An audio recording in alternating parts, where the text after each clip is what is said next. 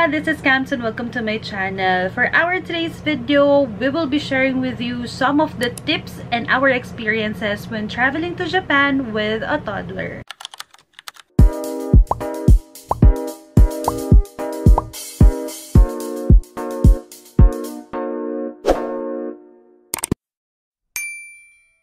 Let's start off with the travel preparations. For us, medyo OA kami kasi mga 6 months before the flight, nagpaplano na talaga kami kasi we would want to make sure that everything's settled before the actual flight. So, ito yung mga bagay na dapat gawin and i-prepare ninyo plus pag-desisyonan maybe weeks or months before your flight. First and foremost, you should choose your flight time wisely. It's really best talaga that your flight time matches the nap or the sleeping time of your baby or your toddler. If tulog si toddler, then makaka-regain siya ng energy. Tapos, tahimik sa flight. May mga flights kami na hindi tugma sa nap time ni Ada. So, what we did, we made sure na lang na prepared kami with lots of activities na pwede niyang pagkaabalahan para hindi siya mabore. Also, in line with the flights, pati yung seats, kailangan piliin din natin siya wisely. Better talaga na yung harap at yung likod ninyo is yung kasama din ninyo. If you're not flying in a group, kahit siguro basta malapit sa window side kasi may mga ibang activities kayong pwedeng gawin doon na pwede niyang pagkabisihan. Next would be the hotel accommodation booking. Sa pag-book ng hotel, isa sa mga consideration namin, of course, it should be strategically located nearby sa mga train station and then sa mga bilihan ng mga essentials for Ada and for us as well. And of course, the room itself, kailangan may sarili siyang banyo. Sobrang halaga nun, especially now that we have a toddler. And before, wala ako masyadong pakiya sa size ng room. Okay lang ako kahit maliit, ganyan. But now, it's different. Kasi si Ada, kilala namin siya na mahilig talaga siyang magtatakbo, maglalakad, ganyan. So, we need a hotel na medyo spacious yung room. At the same time, mas marami na kasing gamit, lalo kapag may bata kang kasama, diba? So, you need a bigger space talaga. Next thing that you should prepare would be the activities that your kid would enjoy. Diba, as parents, unlike before, now, ang priority talaga natin na mag-enjoy would be our kids. The reason why we're traveling is gusto nating ma-experience nila na magpunta sa ibang lugar, experience ng ibang mga activities, then this should be really polished. In our case, back in February 2023, we went to Osaka, Tokyo, and Sapporo. Of course, when you heard about Tokyo and Osaka, for sure, alam niyo na yung main attraction na dapat hindi niyo palagpasin pag pinuntahan niyo yun, especially with a kid. So, in Tokyo, we went to Disney Resort, so yung Disney Sea and Disneyland, while in Osaka, of course, we went to Universal Studios Japan. Sa Sapporo naman, mainly pasyal talaga siya, sightseeing, mga tourist spots, mga snow festival sites, yun yung mga pinuntahan namin. May mga day trips to Otaru, yung mga nearby places. We went to Asahiyama Zoo and Hokkaido Historical Village. So, once you plan out kung ano yung mga activities that you would be doing in your trip, next thing that you should do is to book this in advance. Booking the tickets in advance for your activities would really save you a lot of time, a lot of effort, and most of the times, there are discounts that you can get. So, para sa amin, advanced booking is really convenient and seamless with Klook. After booking, settling the payment, you can receive your vouchers or your booking confirmation immediately. And sobrang dali pa ng redemption process. As a first-time mom na first time magta-travel abroad na may mga activities, ganyan, sobrang halaga nito for me. Kasi si Ada, ang bilis niyang mabore. Sobra. And kahit na yung mga tickets, let's say sa Disneyland or sa USJ, may mga ticket booths naman doon kung saan pwede kayong bumili. But I don't want to risk talaga yung chance na pipila pa ako, tapos mabubore siya, iiyak siya, magwawala lang siya, ganon. I don't want that to happen. So, we book in advance via Klook yung ticket namin sa Disneyland, sa Disney Sea, and sa Universal Studios Japan. Tapos, karamihan ng activities na naiisip namin for each city na pupuntahan namin, available yung activity na yun dun sa Klook, kaya talagang go-to namin yun or one-stop shop siya for us. So, mga momshies and mga daddies, if you would want to save time, your effort, your energy, you would want to avoid queues, at madali ding mabore yung mga kids ninyo, then might as well book your activities in advance via Klook as well. Next that you need to prepare or to do is to decide whether or not you would bring stroller or carrier. In here, ang magiging consideration ninyo would be the preference and yung need ninyo. Magkaiba kasi siya. Nung winter trip namin, we decided to bring carrier na lang because it would be very difficult, diba, magtulak ng stroller sa snow, lalo kung makapal siya, ganon. So, hindi kami nagdala ng stroller. So, during our second trip, we decided to bring stroller naman this time kasi most likely, ang gagawin lang namin is to stroll around, maglakad-lakad lang, pasyal-pasyal, tapos wala nang snow nun, so mas madali na siyang itulak. So, ang pros and cons lang na naiisip ko, ang carrier kasi, of course, mas madali siya. I mean, sa Japan, diba, main mode of transportation is mga train, ganyan. Tapos, mga bus. So, wala ka nang kailangan tupiin or bitbitin sa hagdan, ganon. Pero, yun nga lang, medyo masakit siya sa balakang, lalo kung mabigat na yung mga anak ninyo, diba? Sa stroller, talagang relax lang kayong walking. Yun nga lang, pagdating sa mga transportation, you really need to find the best exit para merong elevator kayong pwedeng sakyan. Kasi hindi siya pwede sa escalator, lalo kung hagdan lang, ang bigat nun kung bubuhatin. So, yun, medyo magte-take ng time if maghahanap kayo ng exit na may elevator. Kaya nung springtime, stroller yung dinala namin, kahit time-consuming maghanap ng exits, okay lang. Kasi wala talaga kaming itinerary. I mean, nandun lang kami para kunin yung naiwan naming maleta. Tsaka, pasyal-pasyal na din, ganun. Plus, wala kaming kasama na maapektuhan yung oras. Kumbaga, hindi namin hinahabol yung oras namin. So, okay lang maghanap ng mga exit na may elevator. Next preparation would be buying of toys or preparing activities na ipagagawa ninyo sa mga toddlers ninyo during the flight. Like what I mentioned earlier, mabilis mabore si Ada. So, kung gising siya sa flight, kailangan prepared kami ano yung mga paggagawa namin sa kanyang laro, anong mga activities, ganyan. So, sa amin, naging effective na magdala ng maraming sticky notes, maraming stickers, ayan, kasi kinukuha niya yon, tapos dinidikit niya sa upuan, o kaya dun sa window, ganyan. So, nabibisi siya. And we also bought BC board sa Lazada, and isa rin yan sa mga essential for us. Kasi nagiging pastime niya yon, yung magtali ng shoelace, mga kung ano-ano dun sa BC board na yon. And then we also bought yung suction toys na ididikit dun sa bintana ng plane, tapos pinaiikot-ikot niya lang dun para malibang siya. So, kailangan marami kayong bala na i-prepare para handa tayo sa gera kapag ka nag-flight na.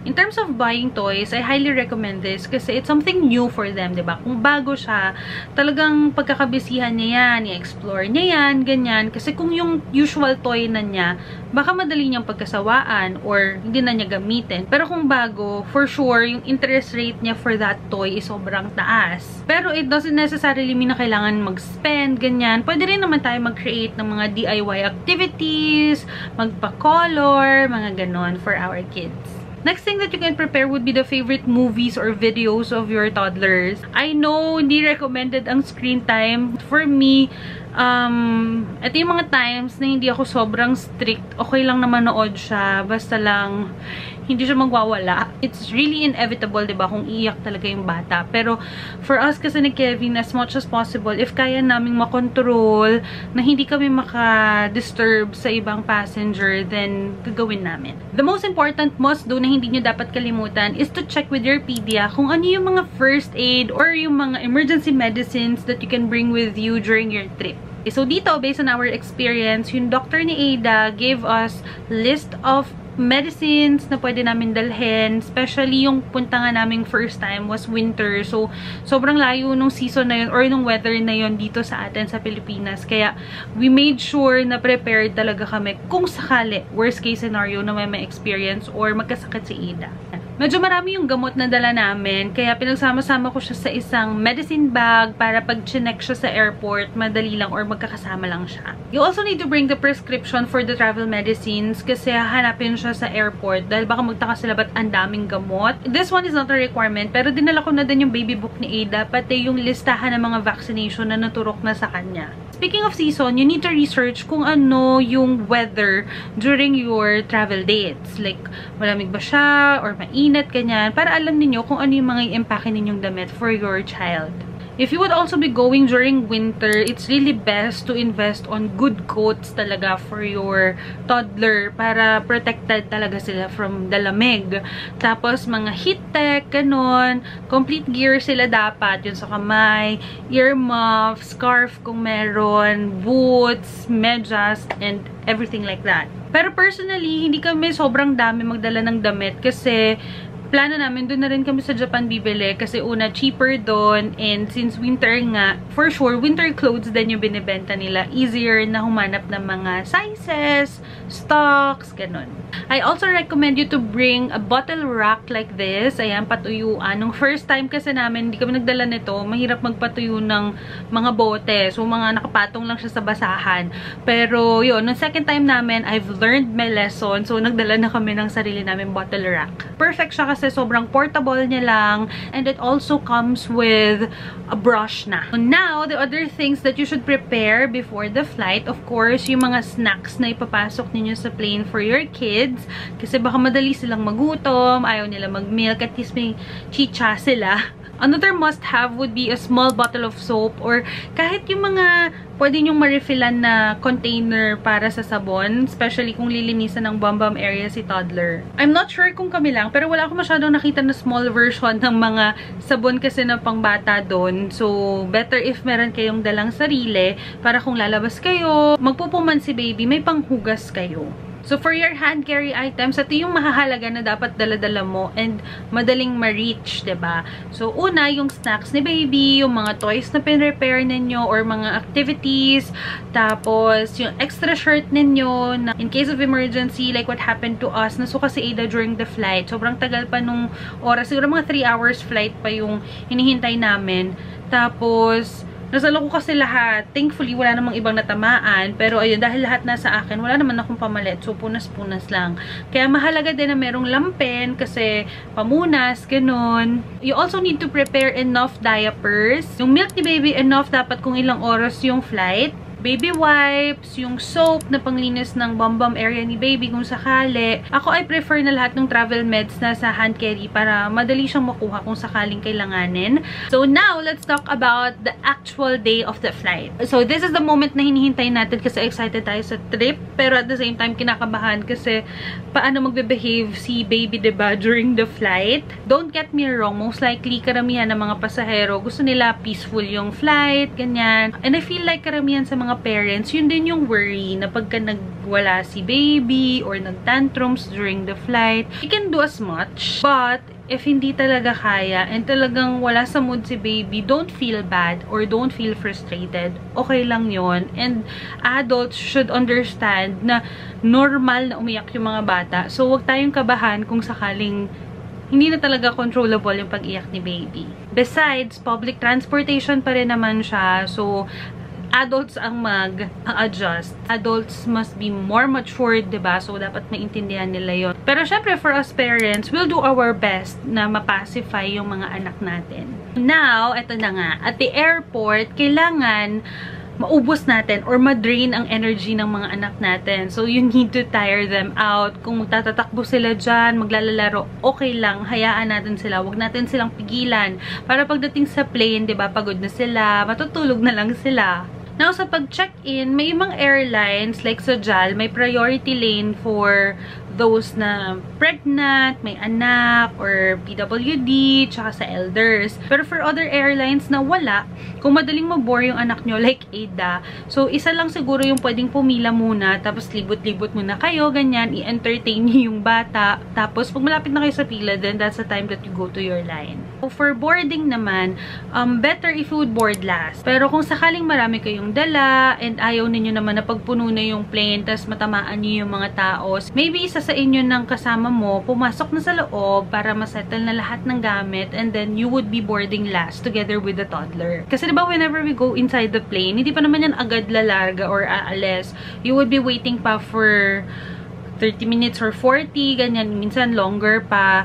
At least bawas na yun sa waiting time ng toddler. Assuming that you're now inside the plane, wag mo munang ibigay lahat ng activities or lahat ng dinala mo for your toddler, 'di ba? Let them settle in first. Ngayon, kung mag-start na silang mabore, tsaka nyo ilabas isa-isa yung mga bala ninyo. So, maybe you can start off giving one activity first or one toy. Tapos, pagka medyo nabubore na siya, naghanap ng bago, another toy. Ayan. So, ubusin nyo yung toy. Pero, as much as possible, mapahaba natin yung time na meron silang bagong makikita.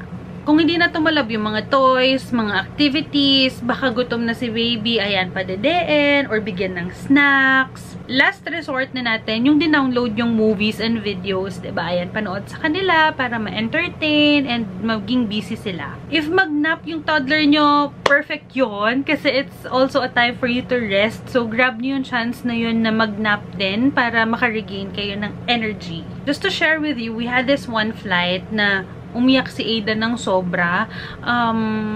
We were trying to figure out kung bakit. Hindi dahil bored siya eh. So, we were thinking baka kinakabag siya, ganon. Kasi parang utot din siya ng utot at that time. Isa sa mga ginawa namin, dahil hindi na siya na-entertain dun sa toys, sa lahat ng binibigay namin, we had to carry her and tumayo, di ba? Maglakad-lakad, ganyan. So, kung pwede naman, or hindi pa yung naka-on yung sign na dapat seatbelt on, eh, pwede kayo maglakad-lakad ng habang karga yung baby nyo, ganyan, para lang mapacify sila and ma-comfort si baby. Last but not the least, during takeoff and landing, since may changes, diba, sa air pressure ba yun? I'm not really sure, pero yung parang nabibingi ka. Kung po pwede siyang pakainin or pwede siyang gumuya, better, pero if not, okay lang kahit milk. Kasi habang dumedede siya, it would lessen yung feeling na tight yung dito sa tenga nila. So, mas relax si baby. Now, after the flight, ito na yung nag-arrive na kayo sa Japan, diba? So, upon arrival, this should be the first thing that you should do. Of course, bukod dun sa mga usual stuff and processes, diba? Sa immigration, sa pag-redeem ng wifi nyo, and so on. Ito yung pinakamahalaga as parents. If possible, mag-avail kayo ng Japan insurance for travelers. So, better if lahat kayo meron nito. Pero sa case kasi namin, since medyo pricey din siya, si Ada lang yung kinuhaan namin ng policy na to. Hindi ko alam paano siya i-pronounce, pero ang tawag sa kanya is Tokyo Omotenashi Policy. This is an overseas travel insurance plan for foreign nationals visiting Japan. So, this is intended to cover the medical expenses incurred due to injury or illness while you are in their country. This would be for the unpredictable and sudden illness and injury that we may encounter during our trip. Ang coverage nito is 10 million Japanese yen and the premium starts at 800 yen. Yun sa amin, 15 days kasi yun, so 5,090 yen. And by the way, payment pala is through credit card and single payment lang siya. Thankfully, hindi namin siya nagamit, pero we feel like it's really important to be prepared with this insurance kasi covered na niya diba yung medical expenses. Knowing Japan, for sure, mahal magpa-hospital doon. So, for emergency purposes, kinuha namin siya kasi what if magkalagnat, ubuhin si Ada, magkasipon, stomach ache, or any injury, at least covered siya. And at the same time, peace of mind din yun for us parents. So again, as mentioned, upon arrival, dapat ma-avail nyo niya siya or makapag-apply kayo.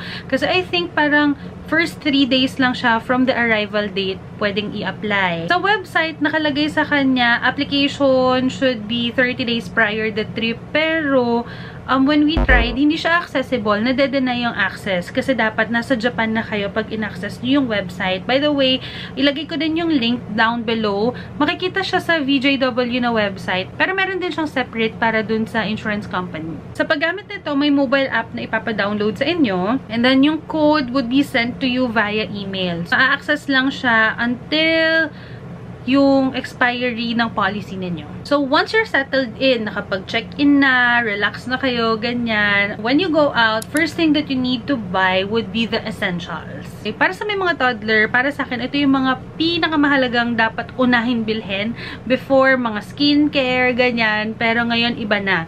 Una would be the basin or yung parang maliit na planggana para sa paglinis ninyo ng bottles. Hindi naman nakakahinayang bumili nito kasi sobrang mura lang sa Hack Shop or sa Daiso para kung sakaling iiwan nyo, hindi masyadong guilty or nakakahinayang, diba? So, mura lang naman siya.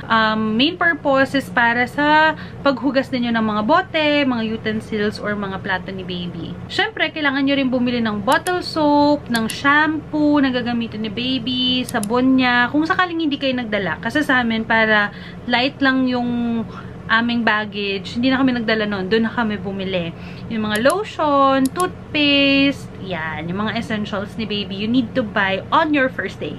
Isa pa sa mga mahalaga, of course, diapers. Hindi rin kami nagdala ng sobrang daming diapers. Doon na kami bumili. Ang try namin yung Nepia, tapos Mary's. Pero ang talagang long term namin ginamit, yung Mary's. Kasi para siyang cotton, and ang lambot-lambot niya. Doon nahiyang si Ada. And then, of course, yung water na gagamitin para sa formula. Initially, ang hinahanap namin is yung pigeon water kasi yun yung na-research ko. Pero sobrang hirap niyang mahanap. Pero may mga iba namang options. If not pigeon, may Wakodo. Kadalasan, nandun siya sa mga local drugstores like Matsumoto Kiyoshi. Meron din sa Don Quixote, pero onti lang yung stocks nila doon. Ang pinaka-sure ako sa mga department store nila or sa mall, ayan, hanapin nyo lang kung saang floor yung nakasulat na Akachan Honpo o kaya Kizu. Ayun. Doon yung makikita yung mga pangbata, yung mga gatas, snacks, damit, and kung ano-ano pa. Para sa formula ni Ada, nagdala talaga kami. Before, ang gatas naman ni Ada is Meiji, Hoho, Emi, or Step. Okay, sana yun kasi madaling bumili doon sa Japan. Tas mura pa. There was a time kasi na pinag-switch kami ng Pedia niya to Promil Gold. So, we had to bring ng stocks namin good for 2 weeks. After the necessities for Ada, of course, we also have to buy yung mga groceries like fruits, snacks, mga bread, drinks, diba? Kasi cheaper talaga siya sa mga grocery store or sa supermarket. And lastly, during our first day, we usually reload our ICOCA card. Ito yung parang beep card natin dito sa Pilipinas. Yun yung main na ginagamit for the transportation, sa mga turnstile, para mabilis lang, diba? Hindi ka nabibili ng ticket, mga ganyan, tap-tap ka na lang. Sa buses, sa convenience store. Actually, ang daming pwedeng paggamitan ng ICOCA card or ng Suica. Now, for the last part, I'd like to share some expectations when traveling to Japan. First, maybe you have a question in mind if kid-friendly ba si Japan? And the answer is absolutely yes. Una sa mga restaurants, lahat ng nakainan namin may meals for the kids talaga. Even utensils, meron talagang separate for them. Yung plastic, tapos meron silang sariling spoon and fork, may mga baby chair. As in, sobrang kompleto para sa bata. Sobrang daming museum, ang daming parks, ang daming playground na pwedeng i-enjoy ni baby. And yung pinaka na-amaze talaga kami ni Kevin, yung mga restroom and yung mga changing area for the babies. Lahat ng pinuntahan namin, ang daling humanap ng CR na para sa bata. I mean, yung malinis na pwede mong pagpalitan ng diaper, paghugasan ng puwet, mga ganon. Madalas nga nakatambay kami sa mga baby area kasi sobrang maaliwalas, malinis. Yun, sobrang amazed talaga kami. Lost for words kami talaga sa mga changing area for the kids. Next, you have to embrace slow travel. Kung dati, kagaya namin kayo ni Kevin na talagang lagari kami everyday. Lahat pinupuntahan namin. Umaga-umaga kami aalis, gabing-gabi kami babalik ng hotel. Ngayon, pag may toddler, hindi na siya feasible. Kasi I feel like at night time, gusto mo na lang makaregain ng energy para meron ka pang-spend ng energy kinabukasan. And then, during your trip, of course, maraming bathroom breaks, magpapalit ng damit, pag napawisan, magpapalit ng diapers, magsa-snacks, dedede, and so on. Kaya, ima-mindset mo na talaga na slow travel lang. Another thing, you need to be prepared to retreat or regroup. Retreat, meaning may mga activities or may mga lugar sa itinerary ninyo na hindi nyo na mapupuntahan or magagawa for some reason. For regroup naman, just like our case, we traveled kasi with our families. And para wag maapektuhan yung schedule nila or ma-maximize nila yung mga tickets nila and makarami silang attraction sa mga theme parks like Disneyland, Disney Sea, and USJ, kinailangan namin mag-regroup. Nag-iwahiwalay kami, kanya-kanya muna kaming activities, and then magmi-meet up na lang kami kapag uwian na. Sulit pa rin naman siya kasi kahit hindi kayo maka-rides, yun lang mere fact na nagpapasyal kayo, tapos parang nagsaspark yung eyes ng inyong toddler kasi ang dami niya nakikitang characters, ang dami niya nakikitang bago, ang sarap niya sa feeling and incomparable na siya. Another expectation based on the season, especially if winter din kayo pupunta kagaya nung sa amin, ang bilis mairita ng bata kapag nasa loob siya ng establishments like mall, station, sa loob lalo ng train and bus kasi sobrang init dahil naka-on yung heater. Kaya mas maganda, layers na lang kasi para madaling tanggalin ngayon depending on the temperature. And speaking of winter, ayan, medyo hassle din magpalit ng diaper kasi ang dami mong tatanggalin, diba? Yung leggings, yung heat tech, or isa pang heat tech, or kung ano man, basta yung mga layers niya, ang dami. So, bago mo ma-change yung diaper, ang dami mong tatanggalin and ang dami mong papalitan. And lastly, yung reality check lang, nakakapagod siya. Pero, everything is worth it. So, basically, yun yung mga gusto kong i-share sa inyo at excited talaga akong gawin tong video na to dahil for sure, marami akong sasabihin and baka nga mas sumobra na. But anyway, if there are still items na hindi ko na-discuss or you have questions, clarifications, ganyan, feel free to leave a comment down below and I'd be more than happy to answer them for you. But for now, that's gonna be it for today's video. I hope you find this one helpful and if you did, please do not forget to click the thumbs up below, subscribe to my channel, and hit the notification bell down below to get notified kapag may mga bago akong videos na i-upload, especially related to traveling with a toddler. Again, thank you so much for watching and I hope to see you again on my next one. Stay safe, everyone! Bye!